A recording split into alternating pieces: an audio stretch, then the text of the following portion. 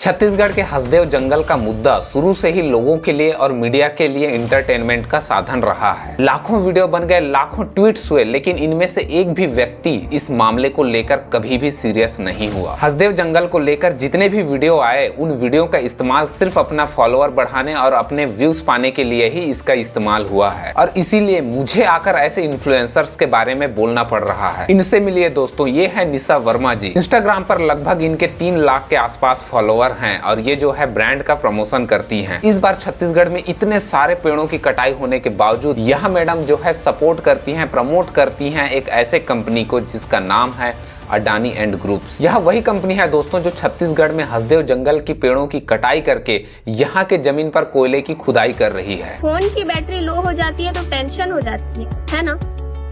सोचो अगर पूरी इंडिया की एनर्जी बैटरी ही लो हो जाए तो। फोन की बैटरी लो हो जाए तो टेंशन हो जाती है, लेकिन वहीं अगर जमीर की बैटरी लो हो जाए तो उस पर कौन बोलेगा। आज से लगभग 3 साल पहले यह वही चेहरा था जो कि कैमरा उठाकर हसदेव जंगल की ओर पहुंचा था। पेड़ों के कटने को लेकर आंसू बहा रहे थे कैमरे के सामने, यहाँ तक कि लोगों के सामने यह बड़ी बड़ी बातें कर रही थी कि यह जंगल हमारा है और इसे कोई छीन नहीं सकता। और आज वही चेहरा अडानी एंड कंपनी के एनर्जी पार्क की तारीफ कर रही है, उनका प्रमोशन कर रही है। यूट्यूब पर इनका व्लॉग 2022 में हसदेव जंगल की जो पेड़ों की कटाई हो रही है, इसका विरोध कर रहे लोगों को, इसके प्रोटेस्ट कर रहे लोगों के सपोर्ट में इन्होंने कई सारे वीडियोस बनाए थे, यहाँ तक कि ये जो है हसदेव जंगल तक पहुंची थी। आज से लगभग 3 साल पुरानी उस वीडियो में यह जाती है, वहाँ के पब्लिक से मिलती है, लोकल पब्लिक से मिलती है, वहाँ के आसपास के लोगों से मिलती है, और वीडियो में यह बताने की कोशिश करती है कि इस पेड़ों की कटाई से यहाँ के लोगों का जीवन कैसे अस्त व्यस्त होने लगा है, इसका सीधा प्रभाव प्रकृति पर कैसे पड़ने वाली है। तो अगर आप मन पोस्ट करत हो, जो भी स्टोरी स्टेटस लगात हो, तो मैं #सेव हसदेव करके आप मन कर सकत हो। ओकर माध्यम से हो सकत है हमारे थोड़ा से प्रयास और आगे बढ़ सके। ये वीडियो आज से लगभग 3 साल पुरानी है दोस्तों, जिसमें वह हसदेव जंगल का प्रोटेस्ट कर रहे लोगों के सपोर्ट में वीडियो बनाती है और यूट्यूब पर इस वीडियो को डालकर बाकी लोगों को भी यह अपील करती है कि वो भी इसका साथ दे। इस वीडियो के अपलोड होने के बाद हमारी दीदी बन जाती है सोशल मीडिया इन्फ्लुएंसर। इंस्टाग्राम में लगभग 3 लाख के आसपास फॉलोअर मिलने के बाद हमारी दीदी को मिलती है प्रमोशन का ऑफर, और प्रमोशन भी किसका? अडानी ग्रुप एंड कंपनी का। इससे पहले वाले वीडियो में दोस्तों मैंने यह भी बताया था कि कैसे छत्तीसगढ़ में काम कर रहे आरजे, कई ऐसे आरजे हैं जिन्होंने छत्तीसगढ़िया सबसे बढ़िया, छत्तीसगढ़िया सबसे बढ़िया बोल बोल के छत्तीसगढ़ की जनता से अपने लिए फॉलोअर इकट्ठा किए हैं। लेकिन आखिर में ये लोग क्या कर रहे हैं आप खुद ही देख रहे हैं। ये लोग खुद जो है प्रमोशन के नाम पर अडानी एंड ग्रुप की कंपनी से पैसे लेकर इसका प्रमोशन कर रहे हैं। हालत यह हो चुका है कि ये चंद पैसों के लिए अपना जमीर बेच बैठे हैं। मैडम जी का कहानी भी कुछ ऐसा ही है दोस्तों, इनको भी ऑफर मिलता है कुछ प्रोजेक्ट वगैरह के प्रमोशन के लिए, फिर उसके बाद अडानी एंड ग्रुप्स एंड उनकी जो कंपनीज हैं उनके सपोर्ट में इनका एक वीडियो आता है। देखो, किसी चीज का प्रमोशन करना या फिर ना करना उनके इंटेंशन पर जो है निर्भर करता है, लेकिन क्या एक बार फिर से अपने ही बातों पर मुकरना क्या यहाँ तक कहाँ तक सही है? जब स्पेशली जब आपको यह पता है, आप जो है ग्राउंड पर जाकर सारी चीजों से अवगत हैं, उसके बावजूद आप जो है इस तरह की चीजें करते हैं, अपनी बातों से मुकरते हैं, तो यह चीजें कहाँ तक सही है? ऐसे में आपने जो है वहाँ की लोगों की स्थिति देखी हुई है, वहाँ की तकलीफें आपने महसूस की हैं। ज्यादा कुछ भले ही ना कर सको, लेकिन आपकी जिम्मेदारी बनती है कि आप उनका प्रमोशन भी नहीं करती। खैर, यहाँ तो लोगों के इंटेंशन पर निर्भर करती है। बना चुके हैं जो शहरों जितने बड़े, जैसे कि अडानी ग्रुप का कावड़ा एनर्जी पार्क जो है गुजरात में, और ये फैला है 538 स्क्वायर फीट किलोमीटर में, जो कि एक मेगा प्रोजेक्ट है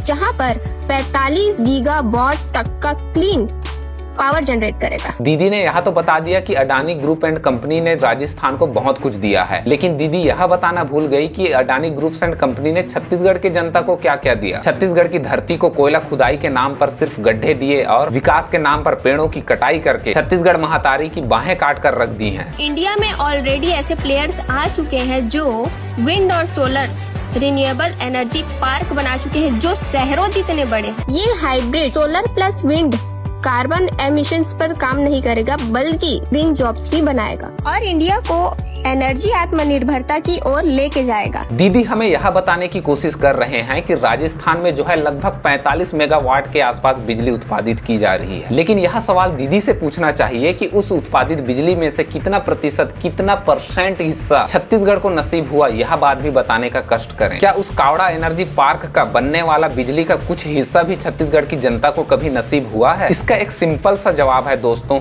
नहीं। किसी की गलतियों को उनकी अच्छाइयों से तुलना करके उन्हें बेगुनाह कहना बिल्कुल वैसा ही है जैसा किसी जिंदा इंसान की हत्या करके उनकी लाश से माफी मांगना। एक ऐसा प्रोजेक्ट जो साइलेंटली इंडिया का फ्यूचर डिजाइन कर रहा है, जिसके अंदर AI based टेक्नोसिस, rural surgery vans, nursing 2.0, integrated health care campus और भी बहुत कुछ।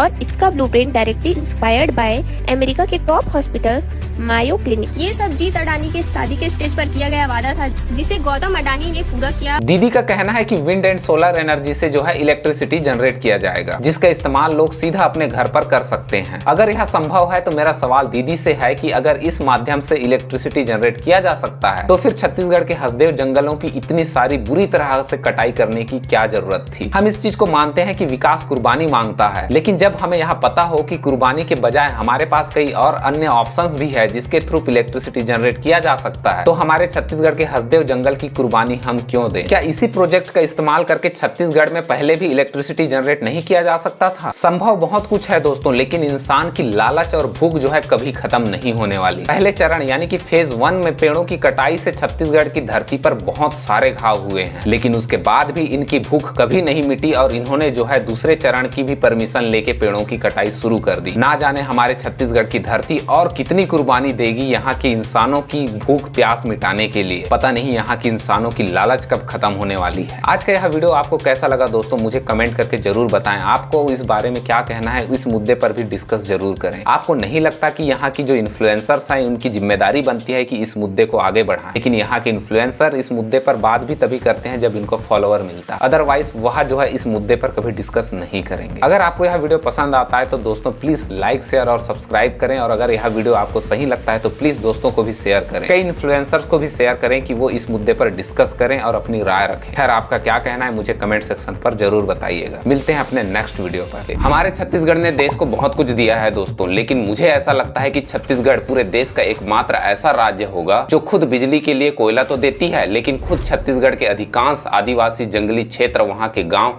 अंधकार में अभी भी डूबे हुए हैं। इन्हीं इलाकों से कोयला निकालकर इन्हीं इलाकों पर अभी तक बिजली नहीं पहुंचा है। चाहे हम बस्तर की बात करें या फिर हसदेव जंगल की, संवेदनशील जंगली क्षेत्रों इलाकों से कोयला निकालकर शहरों को बिजली दी जाती है, लेकिन जंगलों में बसने वाले अधिकतम आदिवासी गांव आज भी अंधेरे से जूझ रहे हैं। उन्हें तो ये भी नहीं पता कि जंगलों से कोयले क्यों निकाले जा रहे हैं, जंगलों की कटाई क्यों हो रही है। जब जब सरकार से सवाल पूछे जाते हैं तब तब सरकार जो है अपनी जवाबदारी दूसरे के ऊपर आरोप के तौर पर टालने की कोशिश करती है। तो जो लोग विरोध करते हैं सबसे पहले अपने घर की बिजली बंद कर दे।